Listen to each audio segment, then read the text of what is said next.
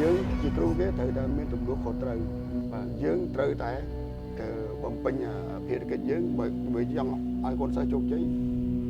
យើងព្រឹកល្ងាចយើងមកទៀងពេលហើយព្យាយាមការវឹកហាត់របស់គាត់ហ្នឹងទៀងពេលយើងកុំយកពេលវេលាទៅអង្គុយហូបកាហ្វេអង្គុយនិយាយឡើងទៅពេលវេលាទៅអង្គុយត្រជាក់អញ្ចឹងវាបាត់បង់កម្លាំងហើយនឹងការវឹកហាត់វិញគ្នាបាទតែអត់ទេក៏គ្មានថ្ងៃសម្រាប់ទេថ្ងៃសម្រាប់មានតែប្រកួតហើយបាទអានេះគឺថ្ងៃសម្រាប់របស់គាត់ហើយបាទព្រោះកីឡាករត្រូវតែលុតដំខ្លួនរហូតពីថ្ងៃច័ន្ទដល់ថ្ងៃអាទិត្យគឺត្រូវតែលុតដំអមថាថ្ងៃសៅរ៍អាទិត្យគេទៅប្រកួតអីគ្រប់កន្លែងគាត់អត់មានទៅណានៅកន្លែងអន់ផុតក៏បានរត់ដែរខ្ញុំគិតថាបងប្អូនពលជនក៏មិនទាន់បានដឹងថាលោកគ្រូធុនសុភាមានចំណុចពិសេសអីដែលកាលនៅជាអ្នកប្រកួតក៏នៅតែខ្លាំងនៅពេលដែលមកខ្លាយជាអ្នកបណ្ដុះបណ្ដាលគេនៅតែមានគុណភាពអាហ្នឹងវាដោយកត្តាអីខ្លះពលិកម្មគុណខ្មែរឧបត្ថម្ភផ្ដាច់មុខដោយផលិតផលបំពន់សុខភាព V Hope ជួយដោះស្រាយបញ្ហាសន្លាក់សរសៃនិងអាស៊ីតយ៉ាងមានប្រសិទ្ធភាព V Herb ជួយដោះស្រាយបញ្ហាលើសសម្ពាធឈាមលើសជាតិស្ករការពារជំងឺទឹកនោមផ្អែមនិងបញ្ហាតម្រង់នោមសហការផលិតដោយអាពេច Media អ្នកឯកទេសថតរូបនិងថតវីដេអូអាពេច Media ច្នៃប្រឌិតគ្មានដែនកំណត់បាទសូមគោរពជំរាបសួរដល់ពុកម៉ែបងប្អូនប្រិយមិត្តអ្នកគាំទ្របដាល់គុណខ្មែរជាទីមេត្រីជាពិសេសគឺកម្មវិធីគាំទ្រនៅក្នុង page ពលិកម្មគុណខ្មែរនៅក្នុងថ្ងៃនេះគឺខ្ញុំបានសម្រេចក្តីបំណងរបស់ខ្ញុំហើយគឺមកឲ្យស្គាល់ក្លឹបលោកគ្រូធុនសុភាអញ្ចឹងថ្ងៃនេះបានមកដល់ក្លឹបមានអារម្មណ៍ថាសប្បាយរីករាយមែនទែនហ្មងលក្ខណៈរំភើបជំនួសអញ្ចឹងដូច្នេះសូមនាំអារម្មណ៍នេះទៅជួបជាមួយនឹងលោកគ្រូតែម្ដងនៅក្នុងក្លឹបធុនសុភាគុណខ្មែរបាទជាដំបូងសូមជម្រាបសួរលោកបាទជម្រាបសួរបាទប្រហែលខែលោកទំមតែរៀបចំចាត់ចែងឲ្យបានឆ្លងរៀបចំឡើងមានន័យថាសម្ពោធឲ្យចប់សពគ្រប់នេះចប់សពគ្រប់វាចូល6ខែ6ខែបាទចប់សពគ្រប់ហ្មងយើងចូល6ខែបានវាដល់យើងចប់អស់ហ្មងបាទការធ្វើហ្នឹងប្រហែលជា4ខែទេបាទហើយយើងនៅធ្វើនេះធ្វើនោះធ្វើមិនឲ្យវាបានល្អស្រឡះស្រួលសម្រាប់យើងការវឹកហាត់បាទឥឡូវហ្នឹងការរៀបចំនៅក្នុងក្លឹបទាំងមូលហ្នឹងវា 100% ហើយហ្មងឬក៏យើងមាននៅអីថែមថយអីទៀតឬមិនវានិយាយទៅវាបាទឬខ្វះខាតមានតែខ្វះខាតណាបាទប៉ុន្តែបើយើងគិតជាក្លឹបដែលយើងធ្វើមានការវឹកហាត់អីហ្នឹងវាចូល 100% បាទតែបើរឿងខ្វះខាតលក្ខណៈវាត្រូវធ្វើនេះធ្វើនោះនៅវាមានទិញរហូតធ្វើជាប្រចាំរហូតអភិវឌ្ឍរហូតបាទលោកគ្រូនិយាយមែនតើណាខ្ញុំនៅតែមានអារម្មណ៍មួយថាមកចូលមកដល់មិញលោកគ្រូអត់មកដល់អត់តឃើញលោកគ្រូទេប៉ុន្តែមានអារម្មណ៍ថាអូក្លឹបលក្ខណៈយើងមើលទៅចូលមកវាហឹកហាក់វាធំបាទតម្រុំតែបានក្លឹបចេញជារូបរាងចេះហើយលោកគ្រូប្រឡូកនៅក្នុងអាជីពនេះរយៈពេលប្រហែលមកដែលឈានដល់ពេលនេះកាលយើងចូលវឹកហាត់ដំបូង93 94នេះបាទ93 94យើងគាត់ថាចូលវឹកហាត់យើងអត់ទាន់ប្រកួតចូល95ទៅយើងចាប់ដើមប្រកួតតាំង95រហូតមកដល់2009 2010នេះបានឈប់ប្រកួតឈប់ដាល់ដែលឈប់ដាល់ទៅក៏យើងរៀបចំខ្លួនឯងធ្វើជាគ្រូគេបាទចង់រកកន្លែងណាមួយសម្រាប់យើងប្រពដាលធនធានកីឡាករឲ្យគុណខ្មែរយើងសម្បូរកីឡាករអញ្ចឹងបាទហើយក៏ចាប់ផ្ដើមតាំងពី2009មកជប់ហាត់មកគឺលោកចាប់ផ្ដើមទៅធ្វើជាគ្រូគេវិញបាទប្រពដាលរហូតមកអញ្ចឹងបើគិតទៅកូនសិស្សមិនតិចទេច្រើនណាស់សរុបទាំងអស់ប្រហែលប៉ុន្មានតើលោកឥឡូវចូលដល់60នាក់ឥឡូវ60នាក់ហ្នឹងគាត់នៅនេះទាំងអស់ឬក៏មិនគាត់នៅនឹងប្រហែលជា40នាក់40ជាងអីហ្នឹងនៅកែហ្នឹងគេគាត់នៅតាមផ្ទះបាទអ្នកខ្លះក៏មានគ្រួសារទៅគាត់នៅផ្ទះអញ្ចឹងណាបាទអ្នកខ្លះគាត់ ទៅស្នាក់នៅផ្ទះអញ្ចឹងគាត់មកហាត់ មកហាត់ពេលមកហាត់ក៏មកហាត់ចឹងទៅ បាទហ្នឹង លោកគ្រូនិយាយអំពីការបង្កបង្កើតឬក៏រៀបចំក្លឹបនៅនេះបន្តិចទី1ចង់សុំដឹងបន្តិចថាក្លឹបនេះមានទីតាំងស្ថិតនៅទាំងណាភូមិអីឃុំអីហើយដើមឡើងអំពីអីដែលមានកំណត់ថាមកបង្កើតក្លឹបនៅតំបន់នេះ បាទដំបូងខ្ញុំ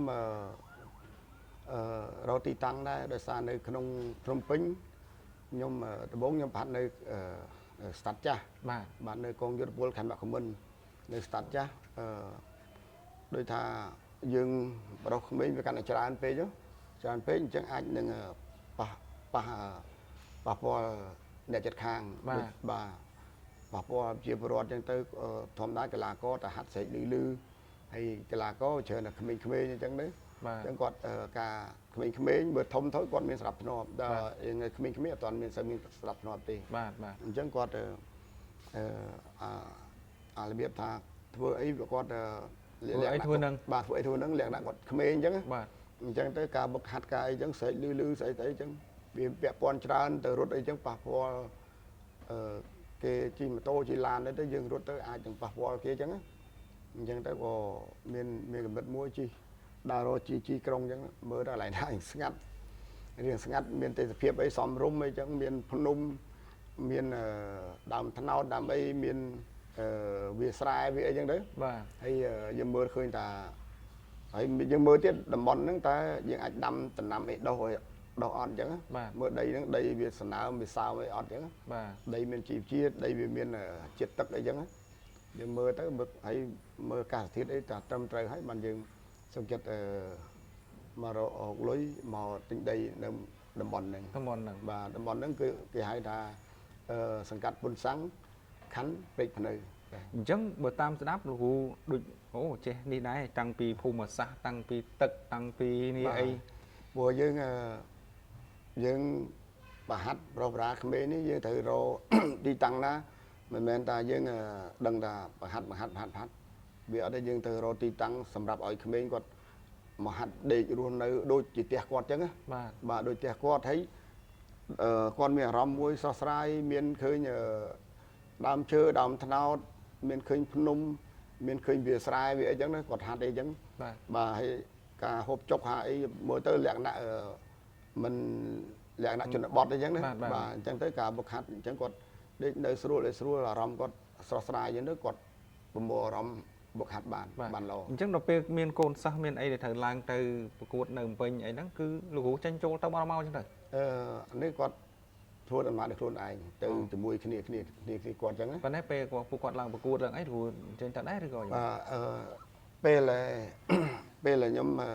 ឡើងប្រកួតភាគច្រើនខ្ញុំទៅមើលដែរបាទទៅមើលលើកទឹកចិត្តពួកគាត់អញ្ចឹងបាទងាកមកតៃតភាពនៃអាជីពបណ្ដាលវិញលោកគ្រូ95ដល់2009បានឈប់បាទចូលវឹកហាត់93 94ចូលវឹកហាត់ដល់ពេលចាប់ដើមប្រកួតមក95ចូលបានឡើងប្រកួតហើយរហូតដល់2009បានចូលនិវត្តន៍បាទចូលបាទ2009 ចិត្ត2010ហ្នឹងយើងចូលនិវត្តន៍វាយើងដឹងថាវាសមត្ថភាពយើងវារៀងទ្រោមដែរអញ្ចឹងបាទហើយក៏យើងនឹកឃើញថាយើងចេះក្បាច់គុណនឹងហើយយើងវាមិនទៅណាចោលដោយថាយើងមិនទៅរកស៊ីអីផ្សេងយើងមានចំណេះនឹងហើយយើងកប់វាមិនកើតអញ្ចឹងយើងត្រូវតែប្រុសប្រាក្មេងដើម្បីឲ្យគាត់បន្តវេនពីយើងអញ្ចឹងទៅបងឲ្យបាត់បង់ក្បាច់គុណបុរាណខ្មែរយើងបាទលោកខ្ញុំមើលទៅឡូហ្គោខ្ញុំចាប់អារម្មណ៍មួយឃើញមានរូបអន្ត្រីនៅពីខាងក្រោយមានន័យថាម៉េចបានជារហ័សសនាមលោកគ្រូឬក៏យ៉ាងម៉េចអានេះយើងយកក្បាលអន្ត្រីបាទយើងយកអន្ត្រីហ្នឹងវាជាសត្វមួយដែលចូលចិត្តស្ងប់ស្ងាត់បាទស្ងប់ស្ងាត់ហើយចូលចិត្តនៅតែតំបន់ខ្ពស់អញ្ចឹងណាបាទស្ងប់ស្ងាត់អញ្ចឹងធ្វើអីក៏ជោគជ័យច្រើនដែរបាទខ្ញុំចាប់អារម្មណ៍មួយមានការលើកឡើងថាលោកគ្រូធុនសុភាគឺជានេះណាជាកីឡាករជាអតីតកីឡាករម្នាក់ដែលស្ងប់ស្ងាត់ជាគ្រូម្នាក់ដែលគឺស្ងប់ស្ងាត់ប៉ុន្តែមានគុណភាពបាទវាហ្នឹងដោយសារកត្តាអីលោកវាកត្តាទី1យើងរឿង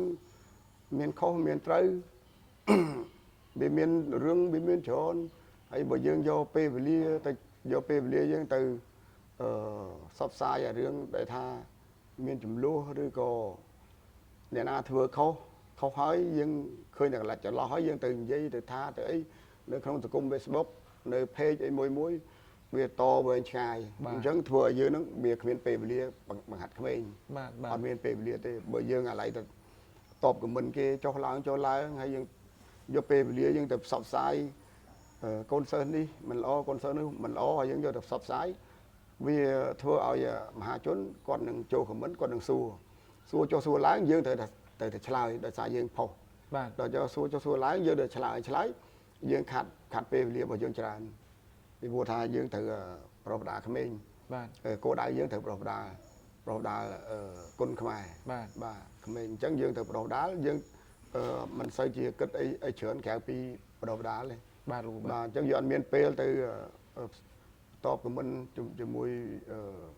friend côn khmer để chỗ của mình ấy chẳng thấy rồi có ở miền pe là dương ca miền chụp lúa pin nú dương chọn lư dương chọn bằng hai nhà vây đại dương đăng hay dương tự dây phẹp kế chứ vì thưa mình cả đời xa tại dương giấy kia đang top mà dương chẳng dương được lại bây giờ chẳng miền pe lá bây dương về rất mong và muối là hốt đó mong đọc là hạt khmer bà hay mỏm điệp rồi hộp chọc ấy ấy màn đọc là thì đọc còn hộp bài chọc ấy nó mới đặt luôn đây đũa rồi mong pi cái lá chọc đam làng hạt tiền hạt là hốt đó mong bày giúp biết nó chia càng nghiêng để tới vừa 100 ngày chẳng mong 100 ngày chẳng mong. Ở bên kết sao thật đấy. Ở bên kết sao thật đấy. Cái là có thằng ngày đại sầm rạ bọc quạt mong cứ thằng ngày đại quạt bọc quạt hơi. Bọc quạt hơi pi 7 ngày nó quạt. Ôi sầm rạ cho. Bọt sầm rạ cho quạt từ lên tia lên ấy rồi có để chuột mật phẹ mật ấy tự cho. Còn tại ngày sầm rạ bọc cái là có ở miền đôi giờ cầm hôn được càng nghe rót đấy ở đôi chứ mình bị ngày chăn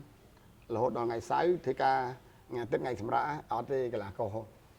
khi miền ngày sầm rạ thì ngày sầm rạ miền là bậc cuột hơi anh nó cứ ngày sầm rạ bậc cuột đây bồ cái là có thời lột đom luôn hốt bị ngày chăn đó ngày tết cứ thời lột đom ông mà thà ngày sai tết kê từ bậc cuột đấy cướp cái lái cọt ăn miền tây ná nơi cái lái on phát của anh rút này bà rút thừa ở cái sắm tiền quạt ở đường mòn chóp bà chẳng bờ mình chẳng quạt cái là có hiện là sắm ra pi ngay 3 ngày vì bắt bong cái sắm tiền trả sạch riêng cái việc bà vì từ chơi hay vì mòm dương và mồm mà hắt bính mòm rừng mòm bính bia chừng này pe làm phèm một buổi ngày ấy bạn quạt miền su miền sạch đúng ấy quạt bầm bính lại một bính nhé lúc miền trồng ngò muối hay nhung kiệt tha bong pôn rồi được chôn của mình toàn bàn đằng đấy thà lúc thôn sập hiếm miền trồng nói bị say ấy để cao nơi chuyện nẹo và cuốt còn nơi tài khẳng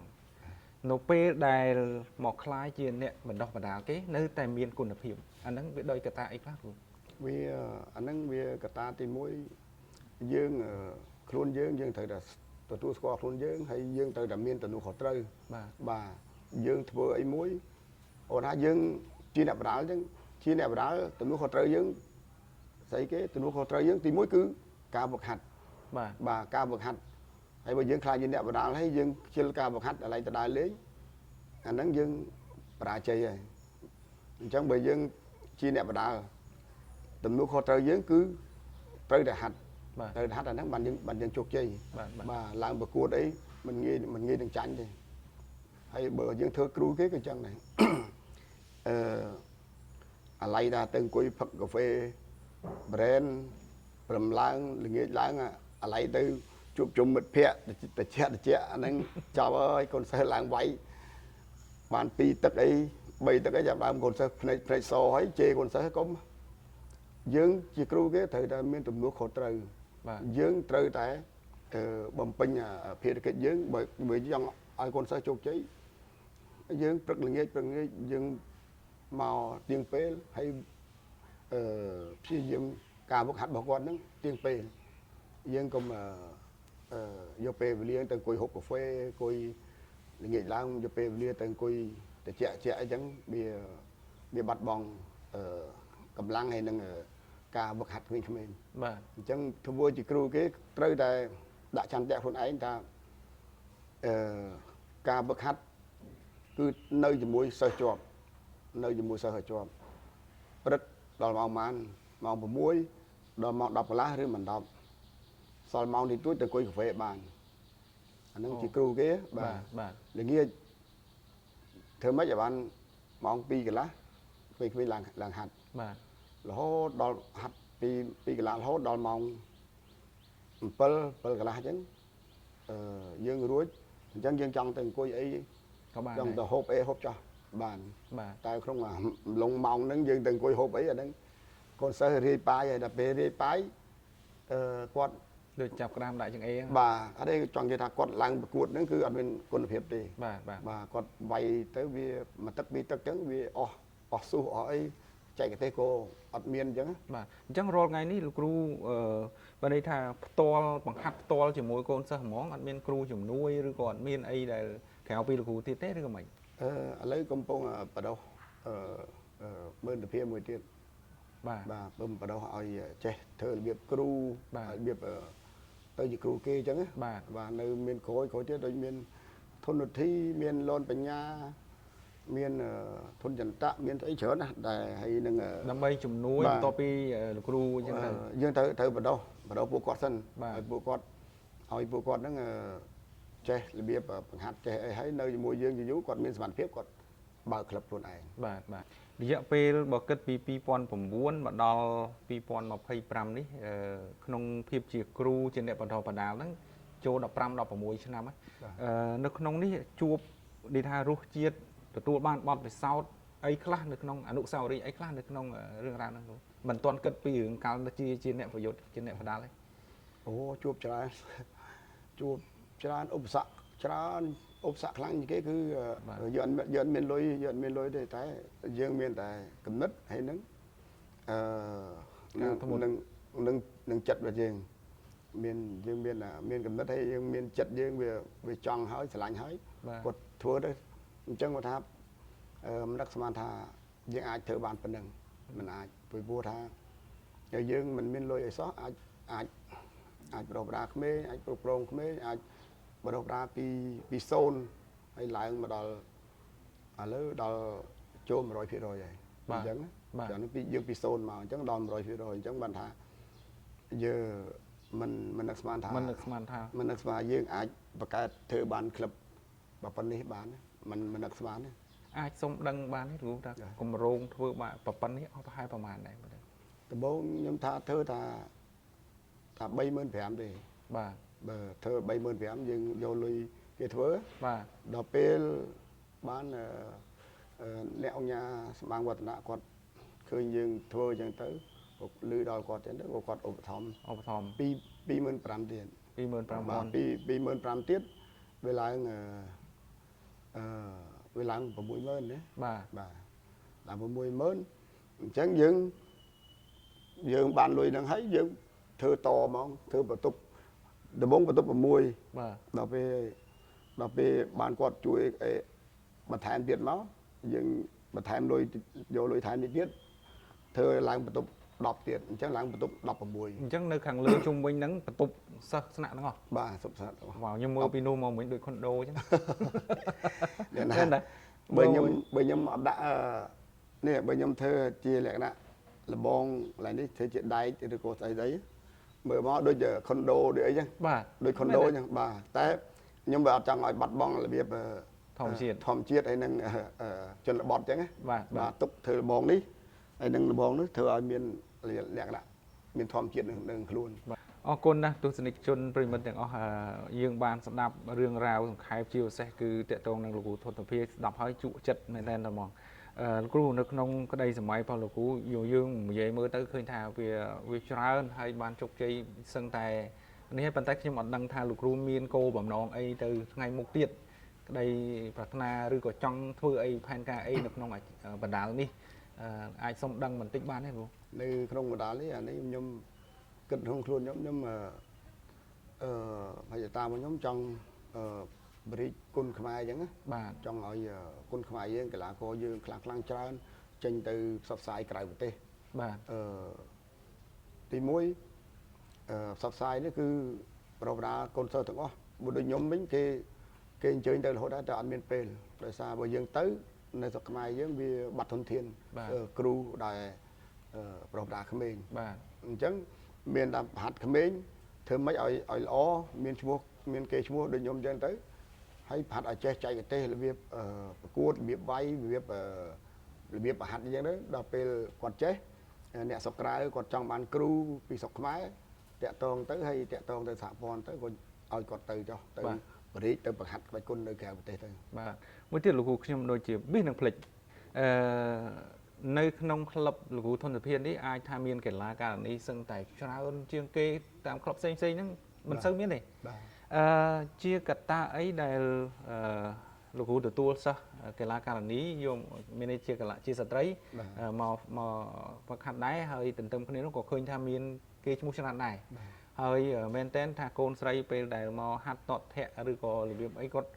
នៅជាមួយប្រុសគាត់ហាត់គាត់អីអញ្ចឹងអាហ្នឹងតើលោកគ្រូមានតិចនិចអីដែលសម្របសម្រួលពួកគាត់ទាំងពីរភេទហ្នឹងឲ្យហាត់រៀនសូត្រនៅជាមួយគ្នាបាន កត្តាទី1យើងប្រាប់ទៅយើងប្រាប់ទៅកីឡាខាងប្រុសយើងប្រាប់ថា មានស្រីចូលហាត់ហើយអញ្ចឹងពួកយើងរៀបខ្លួនរៀបអីកុំឲ្យប៉ះពាល់គេជាស្ត្រីអញ្ចឹងណា បាទ យើងកុំបៀតបៀនយើងកុំឆ្លើយដាក់គេអញ្ចឹងគេជាស្រីអញ្ចឹងណា បាទ ហើយក៏ប្រាប់ខាងកីឡាករនេះជាស្រីហ្នឹងប្រាប់ដែរយើងជាស្រីកុំធ្វើអីឲ្យគេគិតថាលេងជាមួយយើងបានហើយលេងសើចអីបានអីចឹងណាយើងគិតហាត់លក្ខណៈដូចមនុស្សប្រុសមែនតែត្រូវតែទុកកិត្តិយសខ្លួនឯងជាមនុស្សស្រីកុំបដោតខ្លួនឯងទៅជាដូចជាមនុស្សប្រុសពេកចឹងដល់ពេលគាត់គិតថាហាត់យូរគាត់ទៅជាដូចមនុស្សប្រុសហើយឡំគ្នាបោកគ្នាអីទៅតាមចិត្តអីចឹង អញ្ចឹងរងថ្ងៃការពឹកហាត់មកគាត់ពួកគាត់អត់ហាត់ជាមួយគ្នាទេ អត់ទេហាត់ជាមួយគ្នាក៏តែក្នុងអារម្មណ៍របស់គាត់អារម្មណ៍ទាំងអ្នកសងខាងហ្នឹង បាទ គាត់ប្រោតតម្លៃឲ្យគ្នាទៅវិញមកទោះយ៉ាងណាក៏មិនគេហៅថាបៀតបៀនរបៀបថារបៀបមើលងាយមើលអីចឹងណាបាទវាអត់មានទេវាគាត់ដឹងអារម្មណ៍គ្នាទៅវិញមកឲ្យតម្លៃគ្នាទៅវិញមក បាទអូ ហើយវាក៏ពាក់ព័ន្ធថងថាស្រីរងថ្ងៃនៅខ្ញុំទុក2បន្ទប់សម្រាប់ស្រីវាស្រីមានដល់7នាក់ បាទទុកសម្រាប់ឲ្យគាត់សម្រានអញ្ចឹង បាទ ដល់ពេលនៅរងថ្ងៃហ្នឹងអ្នកនៅហ្នឹងតែ3នាក់ទេ បាទ 4នាក់ទៀតម្ដាយឪពុកគេសុខចិត្តឲ្យមកហាត់តែអត់ហ៊ានឲ្យដេកទេ អត់ស្នាក់នៅនេះទេ បាទ អូ ព្រោះគាត់មិនទាន់ទុកចិត្តអញ្ចឹង បាទ ហើយបើយើងធ្វើឲ្យចាញ់ដាច់តម្លៃពីគ្នានៅក្នុងនេះគាត់កម្ម ស្រីគាត់ស្នាក់នៅមួយគាត់គ្នាគាត់ស្រីទៅ បាទនៅក្នុងនេះកាមេរ៉ាជាង10 អូកាមេរ៉ាសុវត្ថិភាពជុំវិញក្លឹប បាទជាង10អីចឹងសម្បីថាអ្នកបបោសម្រាប់អីបើហូបអីបោះចោលសម្រាប់ក៏មើលដឹងដែរ ក៏មើលដឹងដែរ បាទ អូបើលោកគ្រូមានអីបន្ថែមទេសម្រាប់ការជជែកគ្នានៅក្នុងពេលនេះ បាទជាដំបូងហ្នឹងអរគុណដល់ក្រុមហ៊ុន តើតើនឹង VY Plus ក្រុមហ៊ុន VY Plus ដែលមានផលិតផលសន្លាក់ហើយនឹង បាទបានឧបត្ថម្ភ បាទ ជា ឧបត្ថម្ភវាហូបនេះមកកញ្ចប់ បាទ អានេះសន្លាក់សរសៃហើយនេះបញ្ចុះជាតិស្ករ បាទ កាពី បាទអានេះវា នំផ្អែម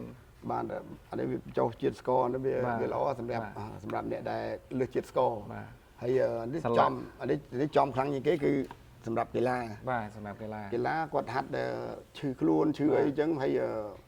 ឈឺស្មាសន្លាក់លេនេះនោះចឹង បាទបាទ បើបានគាត់ឧបត្ថម្ភនេះវាត្រូវហ្មង បាទហើយក្នុងនោះក៏ក្រុមហ៊ុនមានថវិកាជូនលោកគ្រូ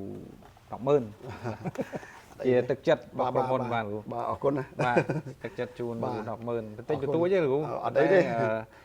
គេថាភ្ជាប់ជានិស័យអញ្ចឹងណា បាទ បាទ មានអីអាហ្នឹងយើងជួយគ្នាទៅវិញទៅមកណាវាមិនច្រើនមិនតិចហើយក៏អានេះគឺទឹកចិត្តយើងខ្មែរ បាទលោកគ្រូ បាទហ្នឹងហើយ បាទ ជាចុងក្រោយអរគុណដល់ បាទ friend គុនខ្មែរទាំងអស់ដែលគ្រប់គ្រងនៃវិស័យគុនខ្មែររបស់យើងត្រូវខុស យ៉ាងណាក៏គាត់នៅថាអញ្ជើញចូលមើលហើយនឹងគ្រប់ត្រូលបាទអរគុណណាស់ដល់ friend គុណខ្មែរបាទយើងទាំងអស់ដែលគាត់ស្រឡាញ់ហើយខឹងហើយស្អប់ហើយគាត់នៅតែអញ្ជើញគ្រប់ត្រូលបាទនឹងអញ្ជើញគ្រប់ត្រូលវិស័យគុណខ្មែរយើងដដែលបាទអរគុណលោកគ្រូអរគុណច្រើនអរគុណលោកគ្រូផងដែរដែលបានចំណាយពេលវេលាក្នុងការចែកម្លែកផងផ្ដល់ជាព័ត៌មានបន្ថែមផងរំលឹកពីអតីតកាលខ្លះផងអរគុណដល់ប្រិយមិត្តទស្សនិកជនផងដែរដែលបានចំណាយពេលវេលាដ៏មានតម្លៃក្នុងការទស្សនាជាមួយនឹងកិច្ចសម្ភាសនៅក្នុងកម្មវិធីពលីកម្មគុណខ្មែរជាមួយនឹងលោកគ្រូធនសុភាហើយនេះគឺជាទីតាំងរបស់លោកគ្រូធនសុភាហើយក៏ជាជំនួបទី1ដែលខ្ញុំមកដល់ទីនេះបាទអញ្ចឹងសូមអរគុណសូមជម្រាបលាបាទពលីកម្មគុណខ្មែរឧបត្ថម្ភផ្ដាច់មុខដោយ